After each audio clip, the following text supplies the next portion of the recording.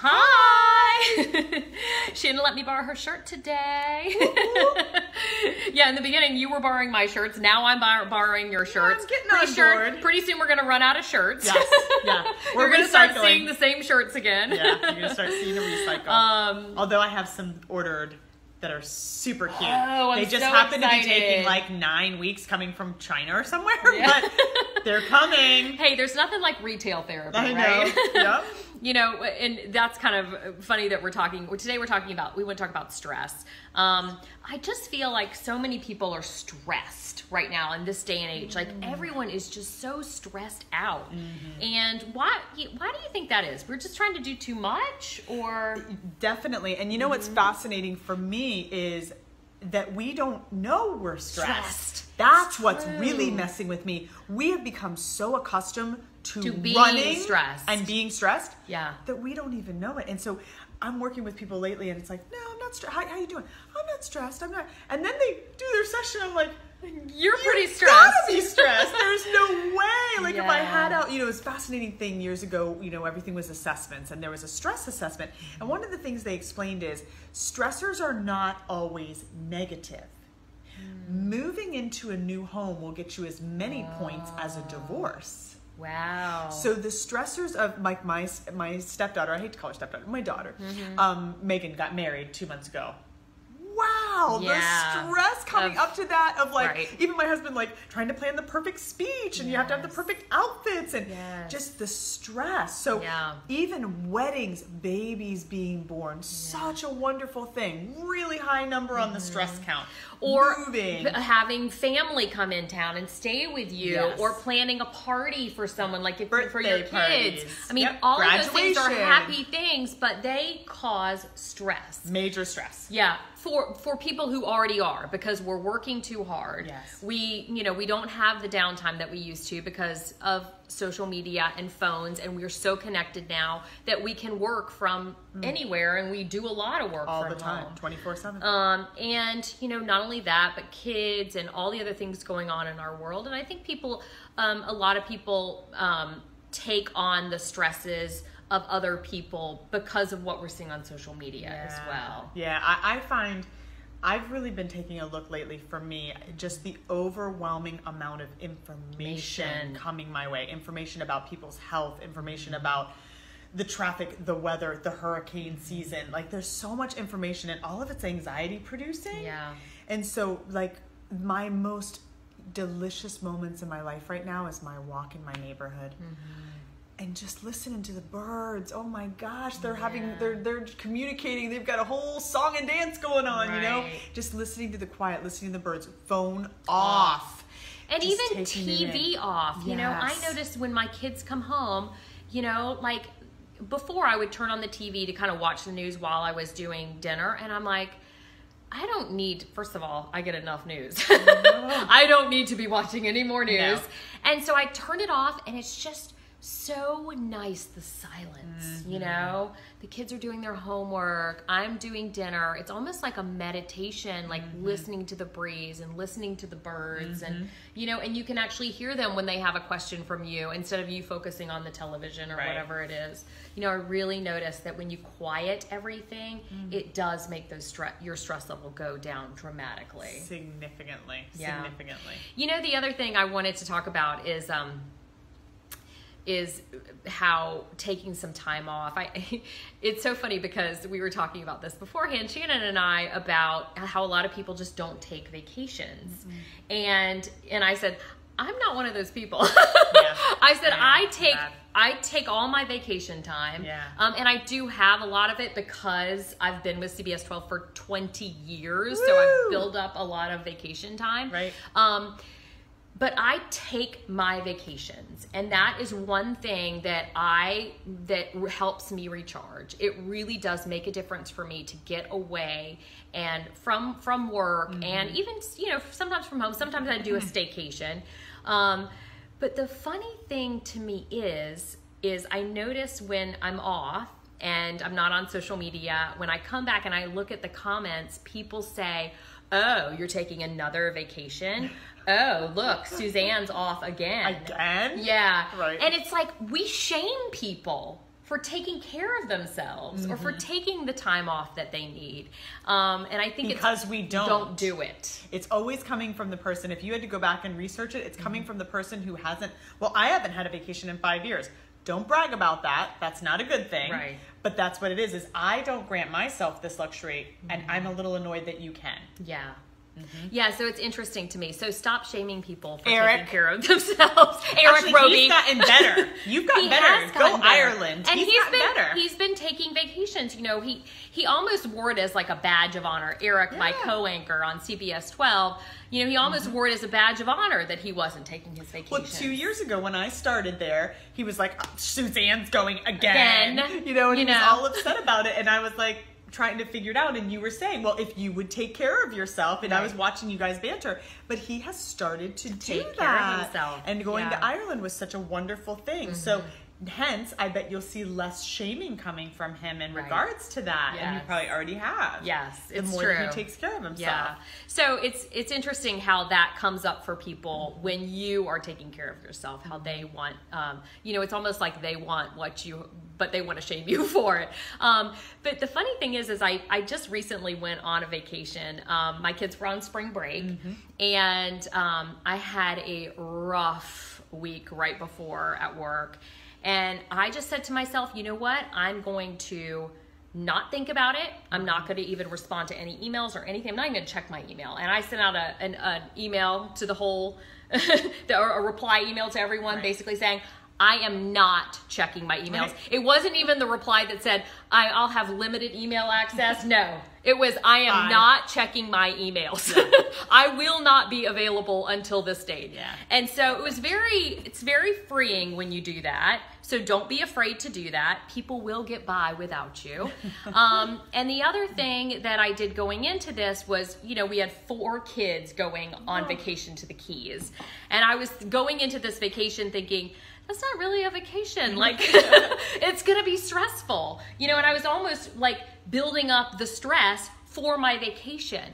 But I will tell you, we had the best time. The kids all got along and had so much fun together. I was able to really relax and just, you know, not even think about work or what was going on. And, you know, when I got back, it was like I just felt like a completely different person. Wow. And so I think it just goes to show you that you, first of all, don't have expectations about what you think is going to happen. And second of all, to really take that time for yourself, you know, and set yourself up so that you know, you can get back to work and really feel like you can handle anything. Refreshed. Yeah. And the other thing that I think is significant, and maybe it's just me, is where you go. Because you went to the Keys. And I know for me, when I go to Key West, I feel like I leave the planet.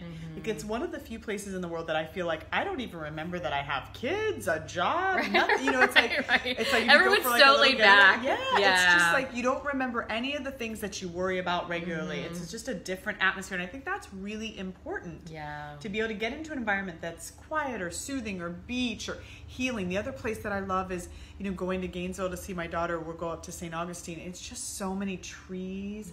And the woods, and it's so tranquil to drive across like from Gainesville to St. Augustine. It's just all back roads. It's no traffic, none of the stressors.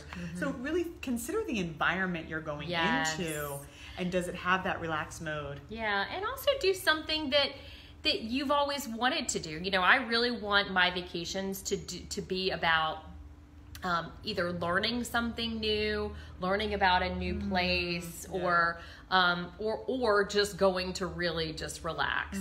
And so I tend to choose different places depending on what, you know, how long I have off, because I really just like to visit new places. I mean, even if it's a place here in Florida, you know, there's so many places around Gainesville, like Jenny Springs, where you can do the Itchnatuknee River. Yeah, where you go down the river and you kind of wade on the little inner tubes or whatever. It's so much fun. It's so relaxing and so nice. And it doesn't have to be an expensive vacation, you know. And I've done a lot of staycations too, where the kids and I just head to the beach or go jet skiing or whatever we live in paradise. Yeah. We just don't know that. Right. You know, because we don't. Somebody, I guess she's my second cousin.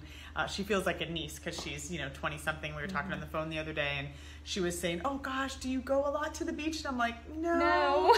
You know, and she's like, but you live in paradise. She's from upstate New York. So she's like, what do you mean you don't go to the beach? You know, like she would love to be down here and the weather so we take it for granted. Yeah. You know. The other thing, I mean, just yesterday, it's so funny because I got home from work. You know, it was a Friday, so I was, by the end of the week, I'm exhausted. And so I was thinking about going to yoga because yoga does always make me feel better, but it's an hour and a half. And yesterday the weather was absolutely stunning. And I said, you know what? I'm going to hop on my bike and I'm going to go to the beach. And that's what I did. And it really just makes you feel so much better. Even just like you said, like a walk, getting outside. I mean, a lot of us can't change our situation. It's not like we can quit our job or, you know, or go travel the world or, you know, the stress is always going to be there. I think it's just, don't forget to help don't forget the ways that help manage it. That, and you know, the other thing that I've been doing, and gosh, you know, I want to knock on wood, but, you know, we get caught in the rat race. Like for me, I symbolize probably a good percentage of the population. I have my own business. So here I am running ragged, stressed out, and I'm working too many hours. I'm sorry, have a discussion with your boss. Oh, that's right. That would be me. Yeah. So, you know, one of the things that I've had to do this year, just because it's been a rougher year for me health-wise and whatever, is I've had to cut back. And I've had to, and one of the things I'm starting to do now is like when I get a cancellation, I leave it. And so there's an open spot in my schedule. I go, oh, I'm supposed to go for a walk during that time. I'm supposed to catch up on phone calls and not have to do the phone calls when I'm driving home at 7 o'clock when I'm starving. It's like I'm starting to leave those gaps in my book. Or better yet, this last 6 months, I created a 2-hour lunch break for myself. Oh, that's nice. I have been running for 16 years where my book was like 9, 10, 11, and then lunch is 12 to 1:30. That's a joke because I don't get out of that office until 12:30 because we're wrapping up and we're paying and we're doing this, we're doing that. So it's 12:30, 12:40, and now I've got to be back at 1:30. And by the way, return 4 phone calls. But I'm not stressed. I'm going to eat like practically in my car, be running late to the next client trying to text her at a stoplight. I didn't really say I do that. But, you know, just run, and returning those calls and then race back and then be 10 minutes late for the rest of the day. And I went, what am I doing? So one of the things I did is I put in 2 hours. And so the goal is that I'll do a walk and eat lunch. But you know what's happening a lot is like my walk might only be 20 minutes, but I've returned those calls and I've straightened my office and I've had a nice lunch where I sat down and I feel so much better. But one of the things is we get so much financial fear. So being able to have the spirituality to say, you know what? I don't have to kill myself. Like if I do the right thing, the universe will provide, and maybe I trim a little here or cut here or trust the universe to provide, which is really what I've been doing. And it all works out. And I'm not seeing, you know, a big negative. Yeah. I mean, when you really do just kind of let go and really trust that everything's going to be okay. I'm not talking about like just quitting your job one day and saying, okay, I'm going to trust that the universe is going to take care of me. Don't do that. But when you slow down and start to take care of yourself, you will be amazed at the things that start happening in your life that really feel like you're doing the right things, you know? And not only that, but I've said this before, but I think it's worth mentioning again, you know, if you're not your own boss like Shannon, you know, it's important to learn to say no. Like for instance, for me, I don't get a lunch break because I'm literally on the air from 4:30 until 12:30 and really don't have a lot of downtime in between newscasts. It's like bam, bam, bam, and I'm doing other stuff. So for me, what is important for me is 12:30 comes, I'm done. You know, no, hey, Suzanne, can you stick around and do this? Or, hey, Suzanne, can you stick around and do this? Nope, I got to get to yoga, you know? And so it's really just about, you know, setting boundaries. Self-care. Self-care. You have to get to yoga because if you do that one more thing for them, you miss yoga, you're set off.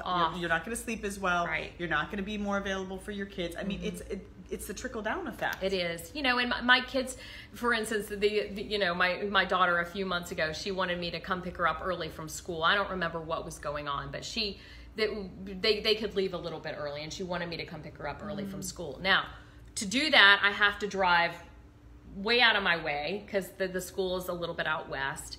Normally she takes a bus and I pick her up, closer to home.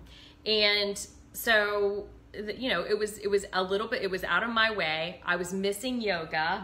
It was totally and I ended up doing it, but then I was angry. I was angry because I didn't take care of myself. And I was feeling resentful towards my kids because I made the decision to do something that I knew wasn't going to be right for me, and it wouldn't have hurt her any less to just take the bus home, stay an extra hour and take the bus home. So I just think, those little things. And then we get resentful because we agree to something that we know is not right for us. Because they make that face that just melts your heart. You're like, it's like, oh. Yeah, it's so true. And then the irony is it wasn't a great day for her because you were snipping at her probably and you were frustrated, and she's like, gosh, I've got an extra hour with mom, but it's miserable because I'm not happy about something. And I felt like it wasn't the right thing to do, but I did it anyway. And like everything that could have gone wrong that day went wrong. There was a ton of traffic. They wanted to go somewhere for dinner and it was ended up closed or something. I don't remember, but it was like one thing after another, and I'm like, this is the universe or God or whatever you believe in telling me that, Suzanne, don't do it. Take care of yourself. You can't be a good mom unless you're you're peaceful and feeling calm in yourself. And it's not, that wasn't a life or death thing. It's not that we're saying don't take care of your kids. We all take care of our kids too much, and that's where we get into trouble. It's like, that was one thing where it wouldn't have been any skin off of her, and it wouldn't have ruined her, and she wouldn't have needed therapy for it in 10 years. My mom didn't pick me up early from school. Yeah, but you need a therapy session clearly over it, and it's like, it's not worth it. No. And one other thing I do want to mention is Danny had reached out to us and said about recharging your relationships and us to talk about that. And we did talk about that in one episode. But I think what I want to say about this is that when you take care of yourself and when you lower those stressors and when you go on vacation and do things that with each other, those are the things that recharge your relationships. And it's not just your spousal relationship, it's also those relationships with your children. For me, going to the Keys with my children, I was so relaxed and able to have so much fun with my kids, and they remember that, mommy is still fun. Even though I'm, exhausted when I see them in the afternoons and pick them up and just making dinner and trying to get things done, they remember, hey, mommy is still fun. Yeah, I mean, I think even just sometimes we get too big picture, like somebody might be listening going, yeah, right, like we have the money and then whatever to go to the Keys for a week with our 4 kids. Well, no, but you know what? My husband and I have gone to Orlando for one day.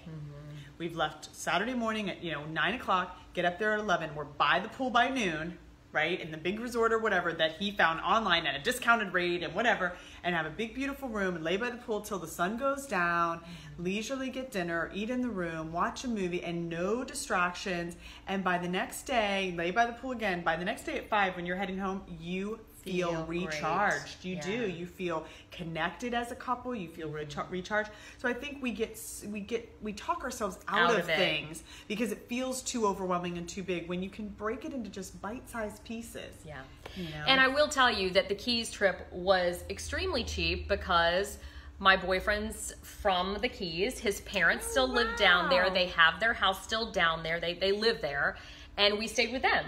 Wow. So it wasn't, we had no, hotel or anything like that expense, which made a huge difference. Huge. And, don't be afraid to, you friends, family that live in places where you want to go visit, don't be afraid to call them up and say, hey, can we come stay with you for a couple of nights? I'm totally calling Stephen's parents after we end this because that's a little tidbit. Right?